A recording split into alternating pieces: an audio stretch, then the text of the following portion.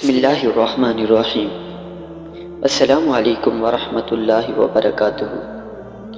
اللہم صلی علی سیدنا و مولانا محمد وعلی آل سیدنا و مولانا محمد وبارک وسلم وصلی علیہ۔ سامعین و ناظرین، آپ سن رہے ہیں پاک مسلم وائس۔ آج کا ہمارا موضوع ہے حضرت داؤد علیہ السلام کی خوش آوازی۔ اگر آپ ہمارے چینل پر نئے ہیں تو مزید اسلامی واقعات سننے کے لیے ہمارے چینل کو سبسکرائب کر لیں۔ سامعین و ناظرین، خدا کی طرف سے حضرت داؤد علیہ السلام کو ایک ایسی آواز ملی تھی کہ جس کی مثال بھی نہیں دی جا سکتی۔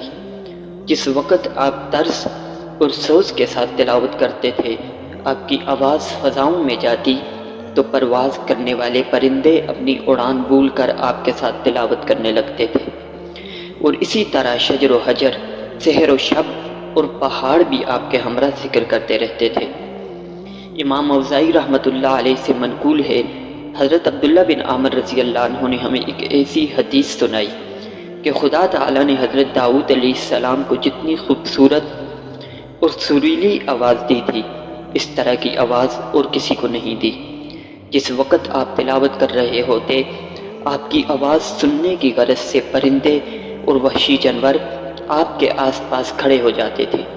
آپ کی آواز اس قدر خوبصورت اور میٹھی ہوتی تھی کہ یہ جاندار اگر سارا دن بھی اس جگہ پر کھڑے رہتے تو بھی ان کو نہیں پتہ چلتا تھا، بلکہ اسی طرح بھوک اور پیاس کے ساتھ مرغ بسمل کی طرح تڑپ تڑپ کر اپنی جان دے جاتے تھے۔ حضرت وہب بن منبع رضی اللہ عنہ سے منقول ہے، اگر کوئی بشر حضرت داؤد علیہ السلام کی آواز کو سن لیتا تھا تو اس کا دل رقص کرنے کو کرتا تھا۔ آپ اسی قدر تلاوت کرتے تھے کہ ان کی طرح کی آواز کسی اور کی نہیں سنی ہوگی۔ آپ کی سریلی آواز کو سن کر پرندے اور جانور آپ کے پاس آ کر کھڑے ہو جاتے تھے۔ ان میں سے کچھ تو بھوک کی شدت سے مر بھی جاتے تھے۔ ابو عوانہ اصفرائینی رحمۃ اللہ علیہ سے منقول ہے، ابو بکر بن ابو دنیا ہمیں محمد بن مسعود دوسی کے توسط سے بتاتے ہیں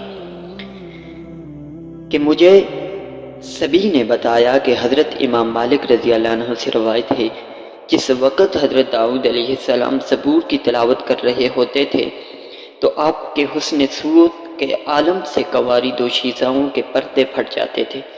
سند کے لحاظ سے یہ حدیث غریب ہے، لیکن فضیلت میں غریب حدیث بھی قابل قبول ہوتی ہے۔ امام عبدالرزاق رحمۃ اللہ علیہ سے منقول ہے، حضرت ابن جریج رحمۃ اللہ علیہ سے روایت کی ہے کہ میں نے حضرت عطا رضی اللہ عنہ سے سوال کیا کہ اگر قرآن پاک کو ترنم کے ساتھ پڑھیں تو وہ کیسا رہے گا؟ تو آپ نے کہا ایسا کرنا غلط نہیں ہے۔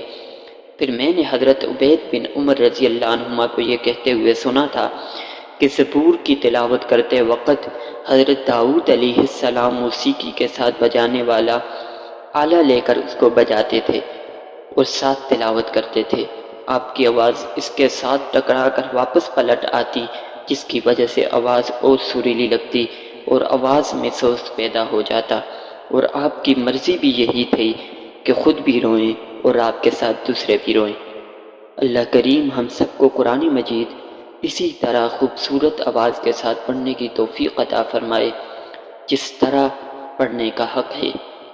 حضور علیہ الصلوۃ والسلام نے فرمایا کہ زینوا القرآن باصواتکم، کہ قرآن مجید کی جب تلاوت کریں تو اس کو اپنی آوازوں کے ساتھ خوبصورت کر کے پڑھیں۔